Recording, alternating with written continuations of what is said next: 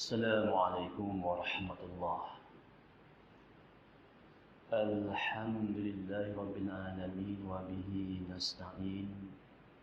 Wassalatu wassalamu ala asyrafil anbiya'i wal mursalin wa ala alihi wa ashabihi ajma'in. Subhanaka la ilma lana illa ma 'allamtana innaka antal alimul hakim. ولا حول ولا قوة إلا بالله العلي العظيم أما بعد. Alhamdulillah, syukur kita kepada Allah Subhanahu wa taala pada hari yang diberkati Allah ini dapat sama-sama kita berada di rumah Allah sementara menunggu kedatangan masuknya waktu Jumaat untuk solat Jumaat. Kita adakan sedikit tazkirah ringkas, mudah-mudahan mendapat manfaat dan dijaga oleh Allah Subhanahu wa taala. Hadirin yang dirahmati Allah. Hari ini saya nak menjawab persoalan. Biasa saya bawa tajuk, kalau hari biasa saya akan membaca buku fiqh manhaji. Hari Jumaat ni saya akan bawakan tajuk tanya ustaz. Saya akan menjawab persoalan yang ditujukan kepada saya di kalangan staf kita lah.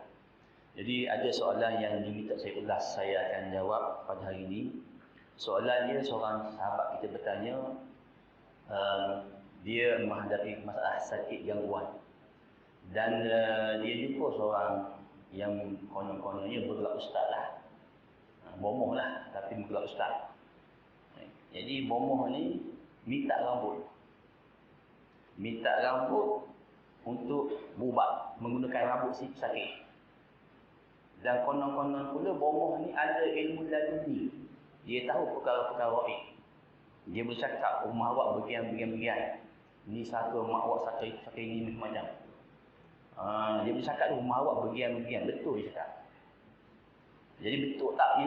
Adakah benar bomoh tu, konon-konon ustaz tu mempunyai ilmu laduni? Boleh tak boleh buat cara tu? Saya nak jawab ini dulu. Ada 2-3 soalan yang diutarakan. Saya cuba jawab yang dulu dan saya tak nak jawab berdasarkan apa yang saya faham. Saya nak jawab berdasarkan jawapan ulama. Saya petik daripada kitab ni. Kitab Ahsanul Kalam fil Fatawa wal Ahkam. Fatwa, himpunan fatwa yang dikeluarkan oleh Syekh Antias Saqar, Ketua Lajnah Fatwa Universiti Azhar Mesir. Ketua Lajnah Fatwa Universiti Azhar Mesir berkaitan dengan ilmu laduni. Dan sebelum itu saya nak sentuh berkaitan dengan masalah sihir dan penggunaan rambut. Hadirin sedang pendengar yang dirahmati Allah Subhanahu wa taala. Bila sebut sihir, saya sebut sebab sihir sikit. Sihir sebagaimana yang disebut oleh didefinisikan oleh Syekh Wahid Ahmad Salam Bali, seorang ulama yang hebat di bumi Mesir, masih hidup lagi. Syekh Wahid Ahmad Salam Bali, dia ada buku dia, As-Salimul Battar di Tasaddi li Syahr Ashraf. Buku saya ada. Dan buku yang kedua, Wiqat Islam al-Jin wa Syaitan. Dia sebut sihir adalah suatu ittifaqun baina as-sahir wa syaitan. Persepakatan di antara syaitan dan pengamal sihir ala an yaqumu as-sahir bi ba'd muharramat wa syirkiyat, di mana pengamal sihir ini akan melakukan sebahagian perkara-perkara yang haram dan syirik. Umpama membaca mantra-mantra yang syirik, memuja jin syaitan. Umpamanya menggunakan darah, menyembah tengkorak dan seumpamanya. Di mana pengamal sihir akan melakukan perbuatan yang haram, dia tak akan buat depan orang secara sembunyilah. Dan dia mengabuli mata orang dengan cara menggunakan sepotong lafaz, dua potong perkataan Al-Quran supaya mengabuli mata orang. Jadi dia melakukan suatu amalan yang haram dan syirik, wa fil muqabil, sebagai balasan syaitan akan patuh kepada kehendaknya. Ini didefinisi yang telah diberi oleh Syekh Wahid Ahmad Salam Bali. Sihir suatu persepakatan antara pengamal sihir dan syaitan, di mana pengamal sihir ini akan buat perkara yang haram, buat perkara yang syirik, pijak Quran, tulis ayat Quran tapak kaki dan seumpamanya lah. Dan jin syaitan ini akan mentaati, menuruti kehendak pengamal sihir. Ini sihir. Baik. Kemudian antara amalan sihir yang disebut oleh Syekh Wahid Abdul Salam dalam bukunya ialah dia menggunakan bahan-bahan tertentu daripada tubuh mangsa. Umpama rambut, umpama pakaian yang belum basuh yang berbau. Tuan-tuan, contohlah nak sihir orang. Saya pengasih. Mama kata kau pergi curi apa namanya suara dalam si pulang-pulang tu bawa sini. Bawa suara dalam, bomoh pun baca mentera sebagainya, jin syaitan tadi akan cari tuan punya suara. Ini contoh. Dengan pakaian yang masih berbau, yang belum basuh pula, contoh. Ini contoh berlaku. Jin ni tuan, kelebihan jin syaitan ni cepat jalan. Dan mungkin dia boleh menghidup. Dia percaya orang tu, ni tuan dia. Jadi kalau nak buat pengasih sebagai contoh, dia akan masuk tubuh kawan ni, dia akan kontrol kepada jiwa orang ni supaya kasih kepada seseorang. Jadi ilmu pengasih. Pembenci macam tu juga. Ada kaedah-kaedah sihir yang diamalkan. Bukan negara saja, di Malaysia pun sama. Cerita dia tuan, menggunakan bahan seperti rambut tu, itu adalah salah satu daripada kaedah sihir. Mana buktinya? Yang pertama, perkara ni disebut oleh Syekh Wahid Abdul Salam dalam bukunya. Dan buktinya tuan-tuan, hadis sahih yang diriwayatkan oleh Imam Bukhari, Imam Muslim. Hadis sahih. Nabi SAW pernah disihir.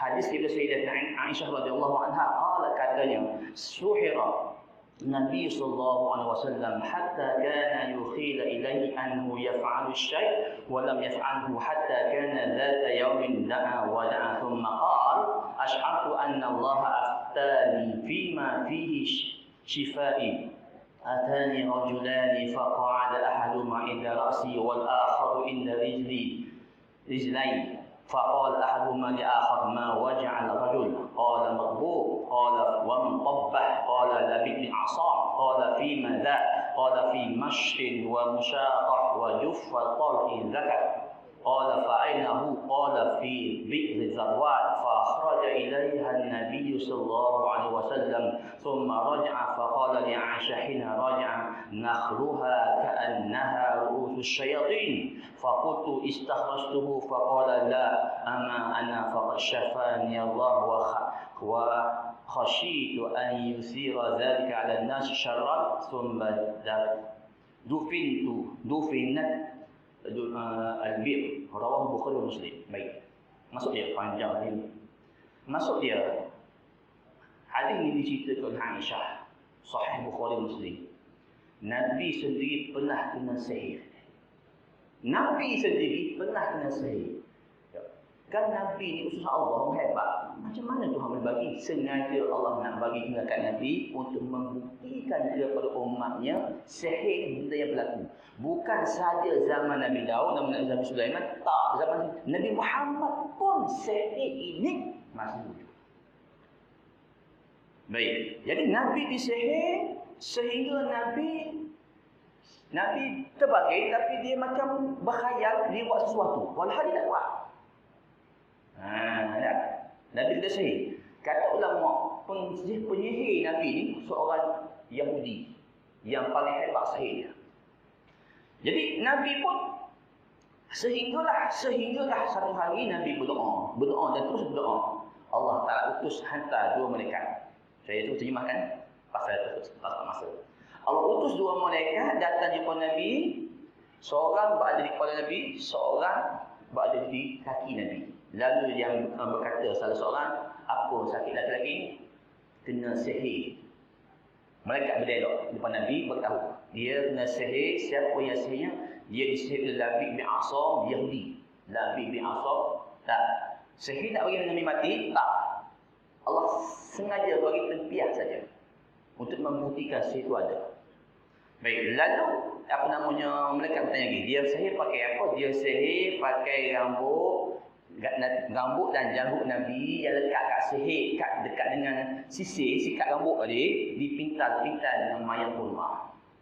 Apa kata? Hadis sahih Imam Bukhari, Muslim.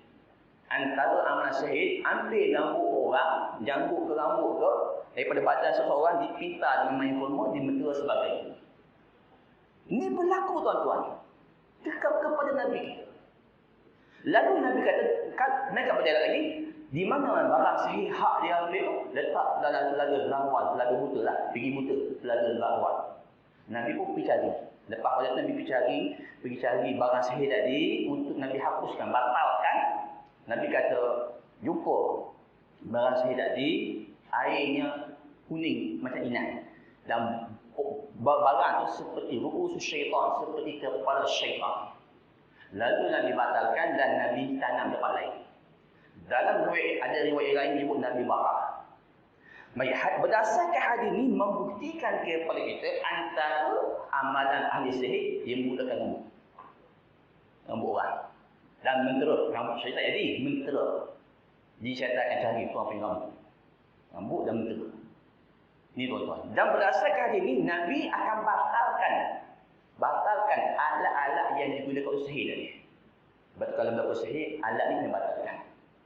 Baik, berbalik kepada masalah. Betul ke bomoh tu ada ilmu laduni? Dia tahu perkara gaib ke? Tak, tuan-tuan. Al-Quran menyebut, alimul ghaibi fala yuzhiru ala ghaibi ahada. Dialah Allah yang mengetahui perkara gaib. Gaib ni perkara yang tak nampak pada mata kita. Sama ada perkara yang akan datang, akan berlaku, yang belum berlaku lagi, sampai hari kiamat nanti, ataupun yang tak nampak di mata kita. Gaib kan? Allah sebut dialah Allah yang mengetahui gaib. La ta'alimul ghaibi fala yuzhiru ala ghaibi ahada. Allah tak bagi pun ilmu gaib ini kepada sesiapa pun illa man irtada min rasul, kecuali rasul-rasul yang Allah tahu. Hanya rasul yang tahu perkara gaib, itu pun melalui perantaraan wahyu. Allah bagi wahyu, tahu, tak bagi tak tahu. Tiba-tiba ada orang mendakwa dia dapat ilmu laduni, tahu benda gaib. Hebat daripada Nabi, tuan-tuan. Jadi siapa-siapa yang mendakwa dia mengetahui benda gaib, ini namanya arrafat. Orang yang mendakwa mengetahui perkara al-gaib, arrafat ataupun kahin. Dalam perkara ini tuan-tuan ada hadis sahih yang menyebut man ata sahiran au arrafan au kahinan wa saddaqahu bima yaqul faqad kafara bima unzila ala Muhammad. Sesiapa yang mendatangi araf, sahirun, pengamal sihir, atau arafan, ataupun orang yang mendakwa dia tahu perkara gaib, atau kahin, ataupun tukang tenung. Tenung awak ni akan datang berlaku begini. Tak berlaku lagi, dia tenung orang. Awak ni akan mati begini. Kita percaya. Nabi sebut, jumpa 3 golongan ni, wa saddaqahu bima yaqul, percaya dan 3 golongan ni faqad kafara, dia telah menjadi kafir bima unzila ala Muhammad wa bi'alillah. Jangan tuan-tuan, jangan jumpa golongan seperti ini. Ini dengan dajjal yang memasukkan akidah Islam. Dalam riwayat yang lain Nabi sebut, siapa-siapa jumpa saja tahu dah depa ni tak betul, jumpa juga lam tuqbal salatu 40 yawman, tak diterima sembahyang yang 40 hari.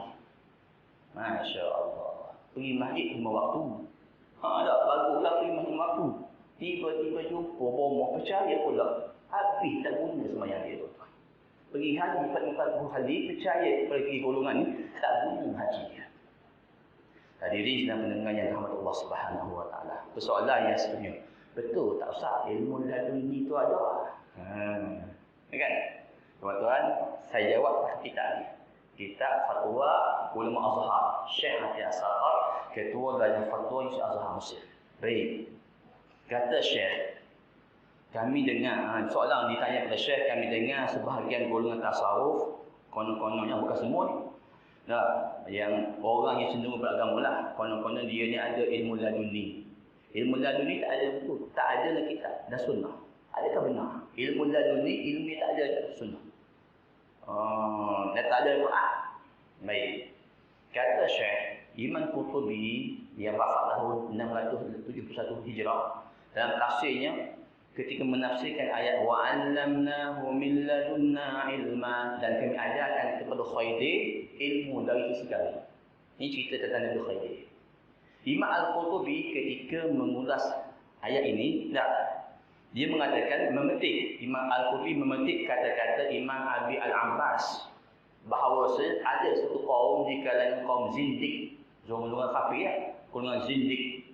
Di mana mereka berkata, innal ahkam syar'iyyah, sesungguhnya hukum hakam syariah umum ni, ini dibawa oleh para nabi. Yahkumu biha 'ala al-arbiya awal amah. Hukum hakam umum ini untuk orang awam je. Untuk orang umum. Untuk orang umum. Adapun para wali ni dan orang khusus, mereka tak memerlukan nas atau hadis. Kata golongan zindik ni. Mereka tak perlu pada nas. Para wali tak perlu pada nas. Sebab kerana kata dia lagi, kerana hati mereka dah bersih. Mereka mendapat ilmu daripada Tuhan. Jadi Quran hadis itu untuk orang awam umum. Konon-kononnya begitu. Jadi wali-wali ni dia ni orang sufi, orang yang bersih hati. Allah bagi ilmu laduni daripada Allah Ta'ala, maka dia ni tak memerlukan lagi hukum hakam Quran hadis ni kerana dia mendapat ilmu laduni. Dia sama seperti Khaidi, konon-konon begitu. Ini Khaidi. Kata Syekh, kata Syekhuna, wa hadzal qaul zandaqah. Ucapan seperti itu ucapan zindik yang kafir. Orang yang bercakap macam itu kafir. Zandaqah wa kufrun, dan kafir. Yuqtalu qailuh. Orang yang berkata macam itu dia kafir, terkeluar dari Islam, boleh dihukum murtad, bunuh. Nampak tak? Tolak Quran hadis, konon-konon nak ada ilmu laduni. Kafir. Dia kata Syekh, dia telah menjadi kafir, nak murtad, hukum bunuh. Li'annahu inkaru ma'ulima min syara'i. Sebab dia telah mengingkari ilmu-ilmu syariat, hukum hakam yang telah disampaikan melalui Nabi. Engkar Quran, engkar hadis, kafir dulu. Quran. Dah tolak Quran hadis, tolak. Konon-konon ilmu laduni, kafir dulu. Laduni Nabi Khadir itu lain. Baik. Kata Syekh, sepakat ulama ala tariqa li ma'rifat al-ahkam illa min jihati Rasul. Sepakat ulama dengan ilmu yang yakin, yang qat'i, tidak ada jalan untuk mengetahui hukum hakam Allah melainkan melalui perantaraan Nabi. Jadi golongan yang kata dia ada ilmu laduni, tak nak pakai Nabi, tak nak pakai hadis. Pasal konon-konon dia dapat ilmu direct daripada Allah. Tak ada.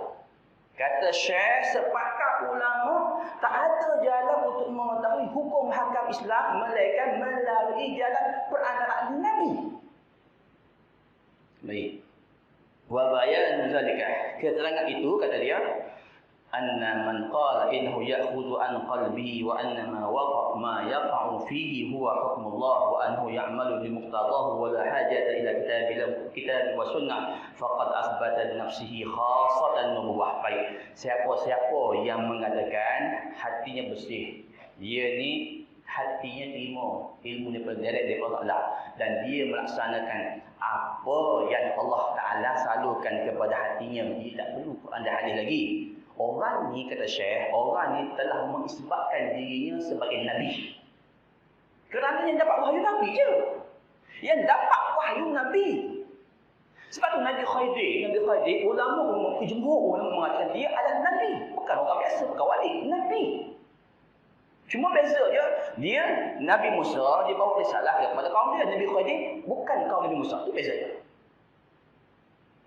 Faham? Baik betul. Jadi siapa-siapa yang mengatakan dia tak perlu Quran hadis, dia ada ilmu yang Allah bagi direct kepada hatinya, dia ni telah mengisbatkan diri sebagai Nabi kerana ilmu dari wahyu. Jadi dia Allah Ta'ala. Orang yang mengaku sebagai Nabi tapi dengan sepakat ulama. Baik. Wa hadza lahu ma qalahu Rasul. Sebab tu Nabi pernah bersebut, Nabi sendiri pernah sebut, inna ruhal qudusi nufisa fi ra'i. Sesungguhnya roh kudus itu ditiup pada dada dalam diri itu. Nabi dapat wahyu. Jadi kalau ada orang kata dia ni dapat ilmu dari Allah, ilmu ni bukan kuasa sunnah, lain pada orang ni mendakwa dia dapat wahyu, orang tu kafir. Baik. Wal Qastalani, dan Imam Al-Qastalani yang meninggal dunia tahun 923 Hijrah dalam kitabnya Al-Mawahib Ladunniyah, dan syarahnya Az-Zarqani memetik daripada sebahagian ulama-ulama besar tasawuf, antara alamat cinta Allah ialah mentaati Allah dan mengikuti sunnah Nabi. Kalau orang ni, orang tasawuf mana sekalipun, kalau betul dia cinta Allah, dia mesti wajib ikut sunnah Nabi, hukum hakam yang Nabi bawa. Baik, kata Syekh lagi, fa'amma man a'rada 'anil kitab was sunnah wa lam, adapun orang-orang yang membangkang, orang yang menolak kitab dan sunnah dan tak ambil ilmu daripada Nabi, daripada ilmu wahyu ni, dengan dakwa konon-kononnya bid'awah ilman ladunni yang utiyahu, konon-kononnya dia diberi ilmu ladunni, ilmu yang langsung daripada Allah, tak payah lepas kitab Quran hadis, tak payah. Fahuwa min ladun syaitan, sebenarnya ilmu tu ilmu daripada syaitan. Orang yang mendakwa dia ada ilmu laduni, dia tak payah pakai Quran hadis. Pasal dia ada ilmu direct daripada Allah. Itu ilmu ladun syaitan, daripada syaitan, kata Syekh. Masya-Allah. Wa inna ma yu'rafu qawmu ilmu laduniyah ruhaniyah bimuwafaqatihi lima ja'a bihi rasul. Dia tak ada ilmu laduni, ada ilmu laduni, tapi nak kena ilmu laduni hak betul-betul daripada Allah dengan ilmu laduni syaitan. Jadi bezanya, kata Syekh, ilmu laduni yang benar mesti bertepatan dengan apa yang dibawa oleh Allah, yang dibawa oleh Rasul daripada Allah Ta'ala. Kalau ada bohong usah mana kalau dia ni ada ilmu laduni, cek dulu. Kalau ada amalan dia bercara Al-Quran, itu ladun syaitan, bukannya dari Allah. Faham ni? Maka saya kata ni, ulama besar kata ni. Ulama besar. Petik kata-kata Iman Al-Qasqalani. Imam besar ni. Baik. Fal ilmu ladunni ati li sahibi min inda ghairihi naw'an. Maka ilmu ladunni itu ada dua. Kata Syekh, ada dua. Yang pertama ladunni rahmani. Ilmu ladunni daripada Tuhan yang rahman. Ilmu yang benar, satu. Yang kedua ladunni syaitan. Ilmu ladunni daripada syaitan.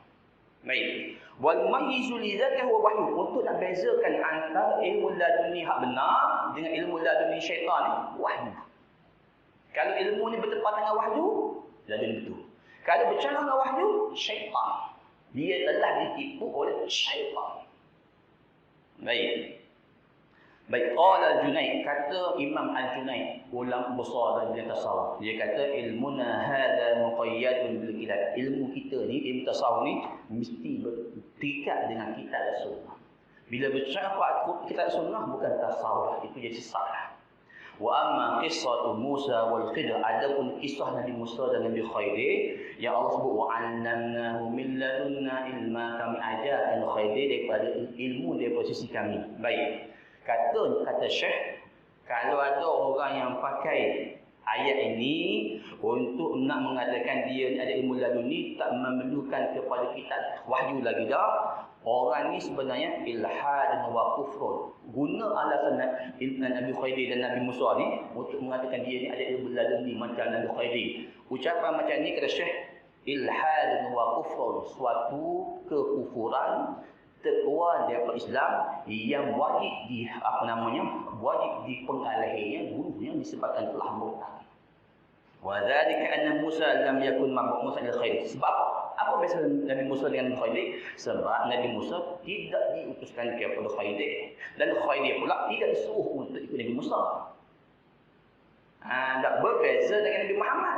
Nabi Muhammad, kalau Nabi Musa, Nabi Khidir hidup hari ni, wajib ikut Nabi Muhammad. Pasal Nabi Muhammad ni risalahnya seluruh alam sampai kiamat. Sebab Nabi Khidir tak ikut Nabi Musa. Sebab Nabi Musa dia bukan apa nama kaum Nabi Khidir, bukan kaum Nabi Musa. Allah tak perintah dia ikut Nabi Musa. Ni kata Syekh. Kemudian kata Syekh, siapa-siapa yang mendakwa dia ni dengan Nabi Muhammad macam Khidir Nabi Musa. Saya dengan Nabi Muhammad ni kata ada orang mendakwa macam Nabi Khidir Musa, Nabi Khidir Nabi Musa. Jadi saya dengan Nabi Muhammad tu ibarat macam Nabi Musa, saya macam Khidir. Kalau ada orang kata macam tu, jawab Syekh, tak. Ataupun orang yang mendakwa ada orang macam tu, tak. Fal jadid Islamu di anhu kafar. Orang macam tu dia kena memperbaharui Islam dia sebab dia telah pun menjadi kafir. Masya Allah, tuan-tuan. Dalam masa terakhir tuan banyak tuan. Orang mendakwa inna dunia. Yang banyak kan bomoh-bomoh mengaruh. Saya pernah jumpa macam ni. Bomoh mengaruh konon-konon dia ni. Dia konon-konon dia ni berdaping dengan wali dah. Ada. Berdaping dengan wali lemas tubuhnya. Uluk dah wali lemas tubuhnya. Fatwa ulama tuan-tuan, fatwa Syekh Qadawi, Syekh Yasaqar ke fatwa ulama. Tak, orang hak mati ni tuan, dia berada di alam barzakh dah. Dia tak boleh masuk ke muka bumi, nak masuk tubuh orang, tak ada dah. Tak ada tu ah. Nah, ayat Quran sebut. Nah, hatta idza jaa ahadukumul maut qala rabbi irji'un la'alli a'malu salihan fima taraktu. Kalla inha kalimatun huwa qaluha wa min waraihi barzakhun ila yaumil ba'ts.